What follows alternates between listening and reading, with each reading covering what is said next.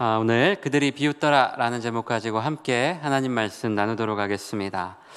올 초에 이 중증외상센터라는 웹드라마가 크게 인기를 끌었던 적이 있습니다. 보신 분들도 계실 텐데요. 우리가 잘 아는 그 이국종 교수님을 모티브로 한 드라마였습니다. 이 드라마는 이 백강혁이라는 천재 외과 의사가 한 대학병원에 부임하면서 벌어지는 이 수많은 일들을 그리고 있습니다. 이 백강혁은 천재 외과 의사답게 부임하자마자 이 신들린 실력으로 생명이 위독한 외상 환자들을 살려내는데, 단순히 이렇게 환자를 살려내는데 그치는 것뿐만이 아니라 그 과정에서 직접 헬기를 조종하기도 하고 헬기 레페를 하면서 환자를 이송하고 또 달리는 구급차 안에서 수술을 하는 등 일반적인 상식으로는 도저히 믿기지 않는 일들을 하면서 이 주변 사람들을 깜짝 놀라게 합니다. 오직 환자를 살려야 한다는 집념 하나로 미친 듯이 앞으로 돌진하는 그런 천재와 그 약간 똘끼 있는 사람, 이 두 가지 면을 다 그렇게 그리고 있는데요. 그런 무대뽀의 성격의 소유자였습니다. 그런 그에게 유일한 단점 하나가 있어요. 뭐였냐면, 앞서 말한 대로 환자를 살린다는 집념으로 그렇게 앞으로 돌진하는 성격이다 보니 이 주변과 늘 트러블이 많았습니다. 더군다나 이 수익을 중요하게 생각하는 병원 입장에서 환자 한 명을 구조하고 살릴 때마다 막 헬기 등을 동원하고 어떤 팀을 동원하고 그렇게 사용하면서 큰 돈을 사용하는 이 백강혁과 이 중증외상센터는 골칫거릴 수밖에 없는 거죠. 그래서 병원 고위층은 어떻게 하면 이 백강혁을 날릴 수 있을까 늘 그 고민뿐이었는데, 그 중에서도 유독 이 백강혁과 사사건건 충돌하던 이 학문외과 한유림 교수라는 캐릭터가 있었습니다. 이 사람은 자신이 키우던 이 제자를 백강혁이 스카웃에서 데려간 사건을 계기로 더욱 이 백강혁과 철천지 원수가 됩니다. 이 병원 고위층과 한몸이 되어서 백강혁을 괴롭히는데, 하루는 이 한유림 교수의 딸이 교통사고를 당해 응급실로 이송되어 옵니다. 그리고 이 사실을 모른 채 그날도 이 병원 대표자 회의에서 신나게 이 백강혁과 이 중증외상센터를 공격하던 한유림 교수가 뒤늦게 이 사실을 알게 돼요. 이 백강혁 교수가 자신의 정적이자 반대파였던 한유림 교수의 딸을 살리기 위해 고군분투하고, 그동안 밉상짓맛 골라서 하던 한유림이 자기 딸 좀 살려달라고 이 백강혁 교수에게 찾아가 제발 내 딸 좀 살려달라고 절규하던 장면은 이 드라마 최고의 신스틸러 중 하나였던 것 같습니다. 결국 이 백강혁의 수술로 한유림 교수의 딸이 목숨을 건졌고, 이후에 이 한유림 교수는 백강혁의 절친을 넘어 찐친이 되어 정말 이 백강혁에게 둘도 없는 어떤 그 지원군이 되죠. 제가 우연히 이 장면을 보다가 비록 드라마지만 우리 인생에서 충분히 일어날 수 있는 일일 것 같다라는 생각이 들었습니다. 나라면 어떻게 했을까 하는 생각이 들었는데, 아마 저 같았어도 한유림 교수처럼 했을 것 같다라는 생각이 들더라고요. 비록 철천지 원수이지만 저 사람이 지금 내 아이를 살릴 수 있는 유일한 길이라고 한다면, 유일한 희망이라고 한다면 저도 저 한유림 교수처럼 했을 것 같습니다. 무릎 꿇고 막 사정했을 것 같아요. 아마 여러분이라도 크게 다르지 않았을 겁니다. 보통 이 문학 기법 중에 액자구조라는 말이 있습니다. 여러분 옛날 그 학창 시절에 언어 영역 시간에 한 번쯤 들어봤을 텐데, 액자가 이렇게 그림을 둘러서 꾸며주듯이 바깥에 있는 이야기가 그 안의 이야기를 액자처럼 포함하고 있다는 이야기예요. 액자구조는 보통 외부 이야기에서 내부 이야기로 흘러가다가 내부 이야기가 끝나면 다시 이제 외부 이야기로 흘러가곤 하는데, 그래서 주로 소설에서 많이 쓰이는 문학 기법 중에 하나이기도 합니다. 그리고 오늘 우리가 읽은 본문은 대표적인 어떤 그런 액자구조 형식을 가진 내용이기도 해요. 하나의 본문에 두 가지 이야기가 나오지만 결국 같은 메시지로 귀결이 됩니다. 오늘 본문 앞에 보면 예수님께서 군대에 귀신 들린 이 사람을 치유하시는 장면이 나와요. 지난주에 우리 영화에서도 봤을 텐데, 오랜 시간 귀신이 들려서 가족들까지도 포기한 채 그 공동묘지에서 불황자 생활을 하던 사람을 치유하셨고, 그를 괴롭히던 귀신을 돼지떼에 옮겨가게 하십니다. 그래서 그 돼지 2,000마리가 바다로 뛰어들어가 몰사하는 사건이 일어나요. 그 상황을 많은 사람들이 목도하게 되었어요. 그리고 나서 오늘 본문 21절은 예수께서 배를 타시고 다시 맞은편으로 건너가시니 큰 무리가 그에게로 모이거늘, 이렇게 시작을 합니다. 여러분, 가끔 연예인들이 하는 말 중에 자고 일어나니까 스타가 되어 있네요, 자고 일어나니까 엄청난 스타가 되었어요, 이런 말을 합니다. 노래 한 곡, 드라마나 영화 한 편으로 갑자기 이 대중들의 주목과 관심을 받게 되는 그런 경우를 빗대어서 하는 말인데, 예수님도 이런 상황이셨어요. 물론 그동안 여러 경로를 통해 주목을 받기는 하셨지만 그럼에도 사람들이 뭔가 저 사람 좀 이상하지 않은가 좀 간을 보는 상황이었다면 이 바다 건너편 거라사에서 벌어진 사건이 빠르게 이 사람들을 통해 전파되면서 다시 배를 타고 본토에 오셨을 때에는 이미 이스라엘 사회에 떠오르는 라이징 스타가 되신 겁니다. 그래서 사람들이 예수님 주변에 몰려들어서 서로 밀고 이리 밀고 저리 밀리면서 예수님을 보려고 했어요. 그리고 그때 한 사람이 예수님께 찾아와 간청을 합니다. 우리 본문 22절과 23절 한번 읽어보겠습니다. 함께 본문 22절과 23절 시작.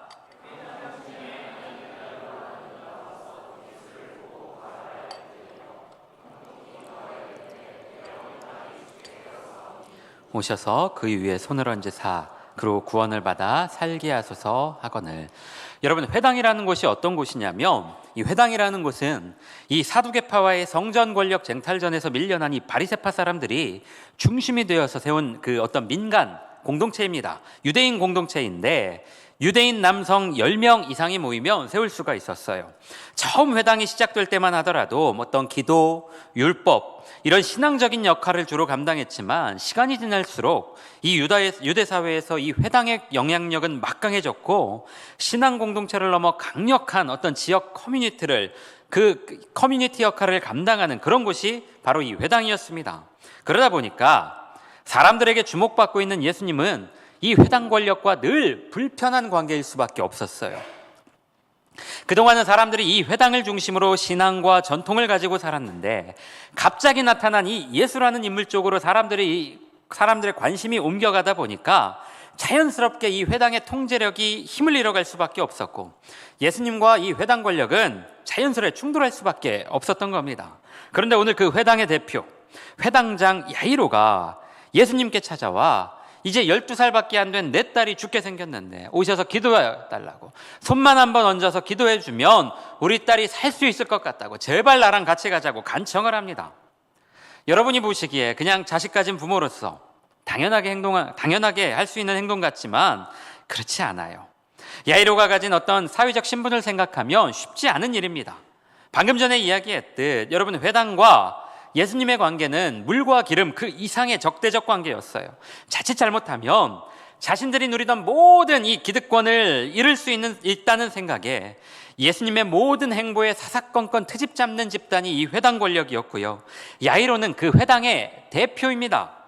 그럼에도 제가 메시지 서두에 인용했던 그 드라마의 교수처럼 딸의 위기 앞에 이 야이로는 예수님밖에 희망이 없다라는 생각으로 모든 자존심을 다 내려놓고 예수님 앞에 엎드렸고 예수님도 그 한 아버지의 절절한 부성애에 응답하시며 그의 집으로 가는 거예요. 그리고 여기서부터 우리가 잘 아는 내용 하나가 삽입되어서 액자구조가 시작이 됩니다. 액자구조 이야기가 전개돼요.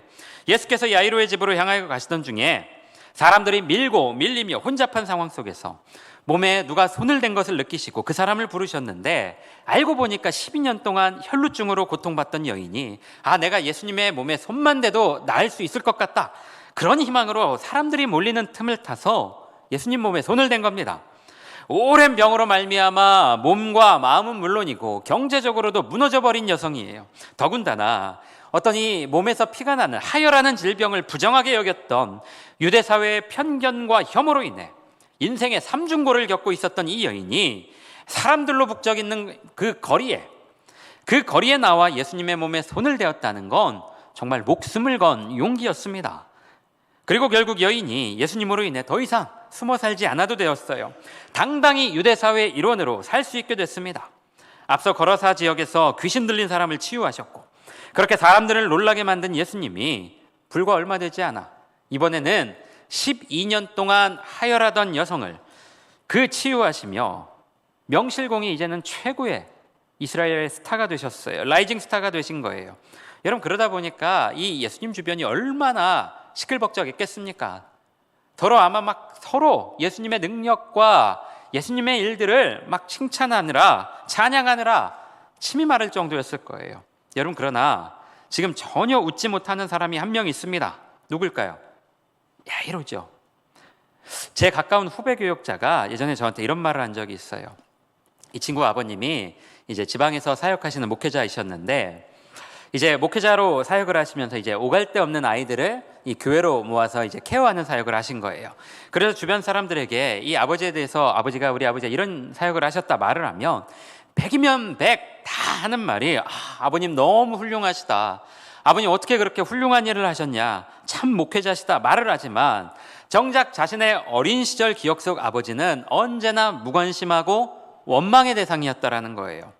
그 아이들을 케어하시느라 정작 자신은 제대로 된 사랑을 받아본 적이 없다고 느꼈고 또 명절이나 성탄절에 교인들이 이렇게 옷이나 인형 같은 선물을 갖다 주면 아버지가 그걸 가져다가 그 아이들에게 주곤 하셨다라고 합니다.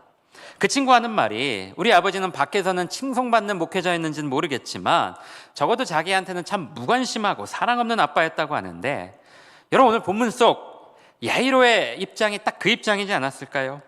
거라사에서 귀신 들린 사람을 고쳤고 12년 동안 몸에서 하혈하는 여인을 고쳐주셔서 예수님이 온 유대 사회에 칭송을 받고 있는 상황입니다. 그런데 그게 야이로에게는 무슨 의미가 있을까요? 한시가 급한 야이로 입장에서 이렇게 지체하고 있을 시간이 없는데 예수님은 멀쩡히 가다가 또 누가 내 몸에 손을 대었다고 그 사람을 불러내는 것도 모자라 그 사람과 대화하시면서 시간을 허비하고 있어요. 부정하다고 여겨졌던 여인이 고침받았고 사람들이 환호한다고 하지만 지금 야이로의 마음은 타들어가고 있는 겁니다. 이러다 우리 딸 죽는데, 이러다 우리 딸 죽는데. 그리고 결국 우려하던 일이 벌어졌어요. 야이로의 집에 도착하기도 전에 그의 집 하인을 통해 딸이 죽었다는 비보가 전달됩니다. 여러분이라면 어떤 마음이었을 것 같아요? 여러분이 야이로였다면, 여러분 저 같았으면 다른 사람 좋은 일 시키다가 결국 내 딸만 죽었다라는 그 분노와 예수님을 향한 그 증오가 솟구쳤을 것 같습니다. 그런데 주님이 이 야이로의 이런 마음을 아셨는지 비보를 듣자마자 두려워 말고 믿기만 해라. 그 말을 하시고 야이로의 집으로 갑니다. 야이로의 집에 도착한 예수님과 일행들 앞에 펼쳐진 상황은 누가 봐도 장례식장이었어요. 장례 준비하느라 소란스러운 사람들, 그리고 아이의 죽음 앞에 오열하는 사람들로 뒤섞여서 매우 혼란스러운 겁니다. 그런데 그 상황에서 하신 말씀이 39절에 나와요. 우리 39절 함께 읽겠습니다. 시작.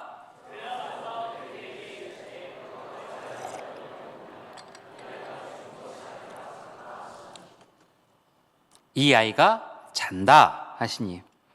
여러분, 그리고 예수님의 말씀에 사람들이 이렇게 반응합니다. 그들이 비웃더라.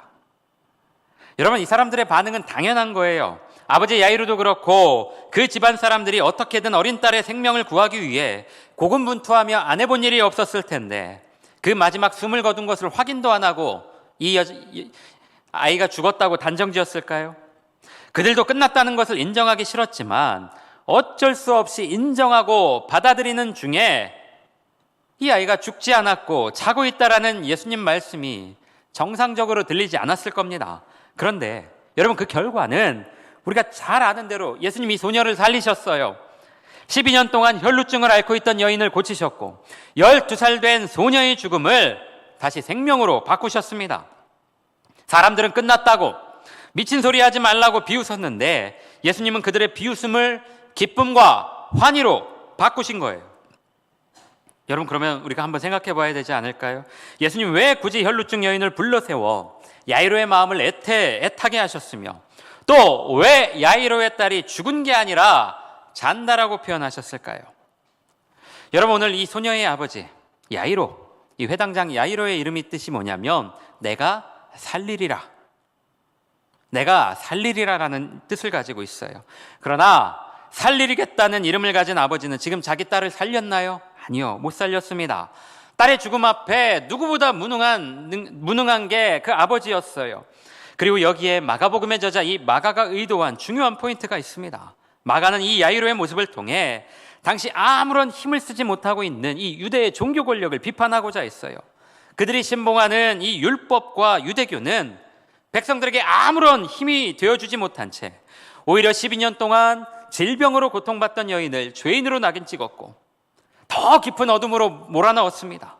살리겠다는 이름과 슬로건은 있지만 정작 어둠의 영이 지배하고 있는 사회에서 그저 허울뿐인 종교가 되어 오히려 백성들의 삶을 올가매고 고통스럽게 하는 유대교와 이 율법주의자들의 실상을 고발하면서 생명과 영혼을 살릴 수 있는 길은, 유일한 길은 구약의 율법이 아니라 새로운 율법, 즉 예수 그리스도에게 있음을 마가는 말하고자 했던 겁니다.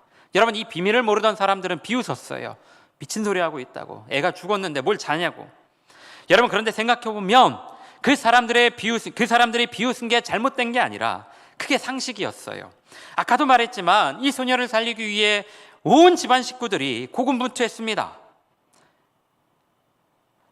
그렇게 고군분투하면서 쉽게 이 소녀의 죽음을 인정하지 않았을 거예요.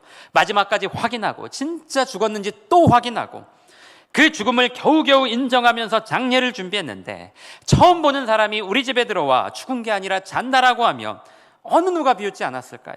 저 같아도 비웃었을 것 같아요.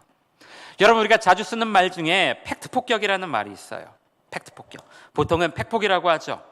누구나 납득할 수밖에 없는 사실을 제시하면서 상대방의 주장이나 상대방의 행동이 틀렸음을 알리는 말이나 행동을 뜻합니다. 그런데 이 팩폭은 양날의 검 같아요. 긍정적 효과도 있고 부정적 효과도 있어요. 정신 못 차리고 해롱되는 사람들한텐 때로는 이 팩폭이 필요할 때가 있어요. 정신 차려 임마, 똑바로 살으라고. 그럴 때는 긍정의 효과가 있습니다. 그런데 안 그래도 기운 없어서 무너진 사람을 너무 몰아치기만 해도 그것도 문제가 되는 것 같아요. 더 힘들게 할 때도 있어요. 어느 쪽이 옳은지는 쉽게 판단하기는 어렵지만 여러분, 오늘 본문 가운데 예수님이 소녀를 향해 죽은 것이 아니라 자고 있다 하셨을 때 사람들이 비웃었던 건 팩트폭격이었습니다. 그 사람들 말이 맞아요. 누가 봐도 예수님의 말씀이 비현실적이었고요. 비웃은 사람들의 생각이 훨씬 더 합리적이고 현실적이었어요. 여러분, 그러나 유대교와 율법이 정해준 상식과 현실의 범위에서 살던 사람들에게 예수님은 하나님이 주인 되시는 세상이 무엇이고 진짜 생명의 주관자가 누구인지 보여주셨어요. 그들의 비웃음을 부끄럽게 하신 겁니다. 여러분, 오늘 우리가 사는 이 세상은 좋은 쪽이든 나쁜 쪽이든 팩트폭격이 참 난무합니다. 야, 너 그렇게 살면 안 돼. 너 그 정도로는 어림없어. 너는 딱 거기까지야. 여러분, 그런데 예수님이 사셨던 세상도 팩트폭격이 지배하던 세상이었습니다.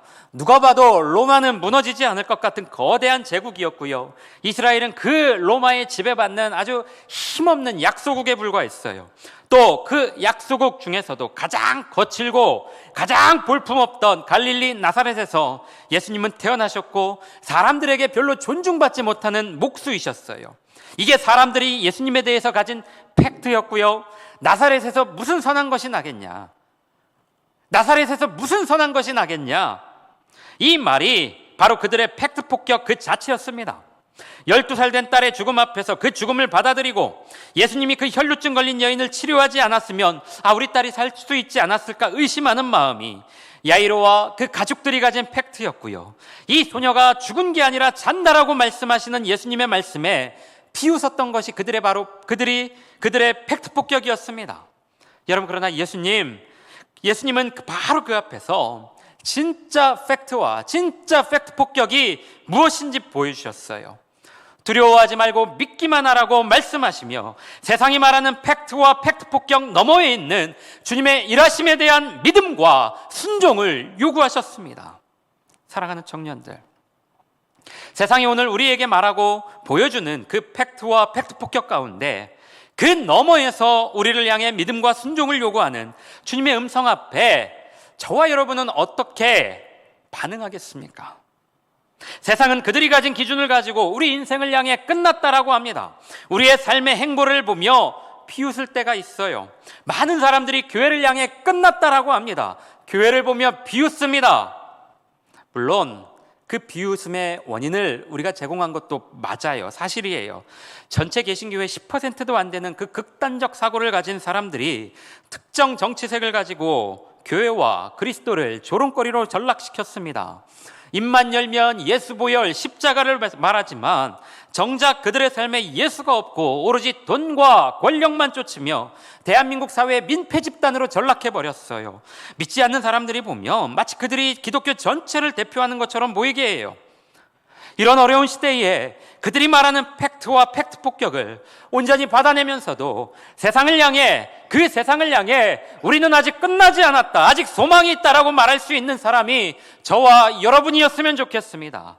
세상이 말하는 팩트가 아니라 주님이 말씀하시는 팩트를 온전히 바라보며 선포할 수 있는 믿음의 눈이 저와 여러분에게 있었으면 좋겠고, 저와 여러분이 주님이 찾으시는 그 한 사람이 되었으면 좋겠어요. 이번 정교인 여름 수련회 우리 참여한 청년들도 있겠지만 저 개인적으로도 굉장히 의미 있는 시간이었습니다. 수련회 때 많은 청년들 은혜 받았겠지만 대학원 다닐 때 가르쳐 주셨던 김은영 교수님이 이제 주강사로 오셔서 이제 선생님 모시고 저도 식사도 하고 제가 라이딩도 해드리고 커피 한 잔 이렇게 같이 먹으면서 사는 얘기도 하고 선생님하고 옛날 얘기도 하고 저도 참 좋았습니다. 자, 학교 다닐 때부터 많이 챙겨주시고 격려해 주셔서 늘 감사한 마음이 컸던 은사님 중에 한 분입니다. 이제 수련회 첫날에 대전역에서 뵙고 이제 수련회장으로 이렇게 이동하는 길에 이제 선생님하고 있었던 예전 일들이 이렇게 막 그 일들이 주마등처럼 이렇게 스쳐 지나가는데 운전하면서 제가 몇 번이나 이렇게 좀 울컥울컥 하더라고요. 이렇게 참느라 힘들었습니다. 제가 목회 그만두고 이제 회사 취업하고 나서 회사가 이제 저희 그 학교 근처였어요. 장신대 근처였는데 회사 취업하고 나서 이제 한번 학교에 선생님 뵈러 찾아간 적이 있었습니다. 이제 선생님들이 빵 하나 사가지고 이렇게 장신대 언덕길을 올라가는데 참 마음이 이렇게 무겁더라고요. 좋은 이렇게 모습으로 찾아뵈어야 되는데 이제 목회 그만두고 회사 다닌다고 이렇게 명함 들고 찾아가는 그 심정이 이렇게 제가 막 편하진 않았습니다. 이제 선생님 뵌 자리에서 이렇게 제가 명함 드리면서 선생님 저 일 시작했습니다. 이제 저는 이제 여기까지인 것 같습니다. 선생님 저 더 이상 목회는 안 하려고 합니다. 아니 못할 것 같습니다. 이제 그때 제 이야기를 들으시던 선생님이 저에게 하셨던 말씀이 뭐였냐면, 야 박 목사, 네가 지금 너무 힘들고 어려우면 잠시 쉬어가도 되니까 포기는 하지 말아라. 아직 끝난 게 아니다. 조금 쉬었다 가라. 이제 끝난 게 아니다라는 선생님 말씀이 그 뒤로도 참 오랫동안 마음에 남았어요. 굉장히 오랫동안 마음에 남았습니다. 그리고 이제 선생님 이렇게 인사하고 이제 한 6년 만에 이제 이번 수련장에서 다시 뵀는데 선생님 모시고 무주 수련회 장소로 가면서 제가 선생님 그 시절에 제가 목회 안 한다고 선생님 찾아갔던 시절이 있었는데 이제 다시 선생님 모시고 사역 현장으로 가는 상황이 참 감사하기만 합니다. 이야기했더니 그냥 웃으시더라고요. 그러게 시간이 빠르네 하고 웃으시더라고요. 사람들이 듣기에는 별거 아닐 수도 있는 말이었지만 박 목사 아직 끝난 게 아니다. 아직 끝난 게 아니다라는 그 말이 그 시절 저를 견디게 하는 힘 중에 하나였던 것 같아요. 저는 스스로 제 인생을 보면서 끝났다라고, 나는 이제 더 이상 희망이 없다고, 내 상황은 이제 끝났다라고 단정지어서 스스로 팩트 폭격을 가했는데 선생님은 제자를 향해 아직 끝나지 않았다라고 상기시켜 주셨고 그 기억이 여전히 저를 이끌고 가는 가장 큰 힘 중에 하나입니다. 여러분, 많은 사람들이 대한민국 교회를 향해 끝났다라고 해요. 위기라고 합니다. 뭔가 코로나를 지나가면서 뭔가 변화의 속도가 더 빠르게 가속도가 붙는 것 같아요. 정신 못 차리게 막 세상이 변해가는 것 같습니다. 이런 상황에서 어떻게 하면 교회가 다시 한번 사람들에게 소망이 되고 힘이 될까를 늘 고민하며 삽니다. 아직 저도 뭐가 정답인지는 정확히 모르겠어요. 다만 그냥 오늘 이 교회 문을 열고 들어오는 우리 청년들, 특별히 세상이 말하는 그 팩트 폭격에 지치고 마음 상해서 찾아오는 청년들에게 이것이 끝이 아니고 아직 희망이 있고 아직 소망이 있음을 제가 그리고 우리 공동체가 선포하고 그 청년들을 다시 일으켜 세울 수 있다면 저는 아직 교회의 사명은 끝나지 않았다라고 봅니다. 여러분, 저도 사람인데 이왕이면 제가 사역하는 기간 동안에 좀 뭔가 더 일이 잘 됐으면 좋겠고요. 우리 청년부가 더 잘 됐으면 좋겠고 예배 출석 인원도 더 늘었으면 좋겠고 뭔가 눈에 보이는 가시적인 어떤 효과가 있었으면 좋겠어요. 성과가 있었으면 좋겠어요. 사람인데 저도 왜 그런 바람이 없겠습니까? 그러나 여러분, 제가 여러분들 앞에 자신 있게 말할 수 있는 것은 그것보다 이곳에서 예배하고 양육받고 훈련받는 청년들이 각자가 있는 처소에서 세상이 말하는 팩트 폭격을 반박하며 아니다, 아직 끝나지 않았다, 그렇게 그리스도의 소망과 희망을 선포하는 청년들이 더 많아졌으면 하는 바람이 훨씬 더 큽니다. 사람 많아지는 것보다 그런 청년들을 한 명이라도 더 양육해내고 세워가는 게 저의 솔직한 바람이자 목표예요. 앞으로 크고 작은 변화가 있을 겁니다. 그 변화가 여러분들 보기에 뭔가 좋다, 효능감으로 다가오는 것도 있을 것이고요. 뭔가 어색하다, 그렇게 다가오는 것도 있을 거예요. 이런 변화를 주도하는 저에 대해서 우려하는 청년들이 있다는 거 제가 너무나 잘 알아요. 저라고 왜 그 이야기 못 듣겠어요? 저에 대해서 좋은 이야기 해주는 이야기도 제가 많이 듣고 있고요. 저에 대해서 우려하고 있다라는 이야기도 제가 많이 들어요. 그러나 그 모두가 다 청년부 위에서 하는 말이기 때문에 그런 목소리도 제가 불편하게 듣지 않으려고 합니다. 귀 기울여 들으려고 해요. 다만 저는 끊임없이 어떻게 하면 우리 청년들을 더 잘 양육할까, 더 행복하게 해줄까, 저는 그걸 고민할 거고요. 그 마음으로 사역할 거예요.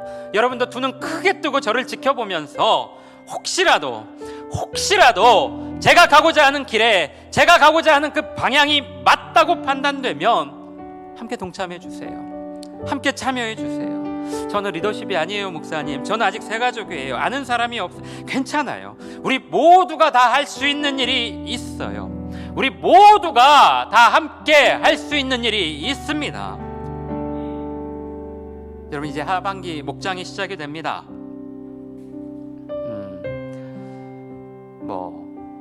이번에 리더십 세우면서 억지로 하지 않게 했어요. 뭔가 이렇게 특정 그 목장 개수 맞추려고 노력하기보다 정말 마음이 있고 정말 의지가 있는 리더십들이 좀 세워졌으면 하는 바람이 있어서 억지로 하지 않게 했어요. 정말 하고 싶다, 할 수 있겠다 생각한 청년들만 리더십으로 세웠고 그 리더십 숫자만큼 목장이 이제 만들어질 겁니다. 제가 지금부터 할 일은 이 리더십들을 개인적으로 만나고 신방하고 양육하면서 목양하면서 어떻게 하면 더 좋은 말씀을 먹일까, 어떻게 하면 더 많이 사랑을 줄까 고민하고 노력할 겁니다. 나중에 이 청년들이 자신의 그 사역 기간을 회상하면서 내 인생 갈아 넣었다 이렇게 회상하는 게 아니라 어렵고 힘든 일도 있었지만 그래도 즐거웠다, 행복했다, 의미 있었다, 그 생각이 들 수 있도록 제가 최선을 다해서 노력할 거예요. 그렇다면 이제 목원으로 참여하는 우리 청년들의 생각도 바뀌어야 됩니다. 교회 나오면서 아무것도 안 하자니 뭔가 좀 아쉽고, 그러니까 적당히 발만 담궈야 되겠다, 그렇게 생각하지 말고요. 목장 모임에 최선을 다해서 참여하고 목자가 카톡 공지하고 질문도 하면 잘 대답도 해주고 목자 잘 섬겨주고 그렇게 응대해주고 내 공동체다 생각하고 여러분도 함께 마음을 쏟아주세요. 저만 노력한다고 되는 것도 아니고요. 리더십들만 노력한다고 되는 것도 아니고요. 모두가 다 함께 노력하며 함께 갈 때 주님이 우리 공동체를 기억하여 주실 거예요. 모든 목원들이 함께 노력하고 함께 그리스도를 보고 나아간다면 하나님이 다시 한번 이곳을 기억하시고 우리에게 기회를 주실 거예요. 우리 가운데서 세상을 향해 그리스도의 소망을 외치는 청년들이 지금보다 훨씬 더 많이 나올 겁니다. 말씀 마무리하려고 합니다. 끝났다라고 말하며 자신들만의 그 팩트 폭격을 가지고 비웃는 사람들 틈에서 하나님 나라의 소망을 선포하신 예수님을 기억하면서 우리 한 주간 여러분이 서 있는 자리에서 기죽지 말고 그곳에서 당당히 주님의 소망과 주님의 팩트를 선포하는 우리 청년들 되기를 주님의 이름으로 축복합니다. 할렐루야, 할렐루야. 우리 옆에 있는 사람들에게 이렇게 인사해 볼까요? 당신이 있는 곳에 주님의 소망이 있습니다. 한 번 더, 당신이 있는 곳에 주님의 소망이 있습니다. 우리 다 함께 일어나 이 찬양 고백하며 우리 기도의 자리로 나아갑니다.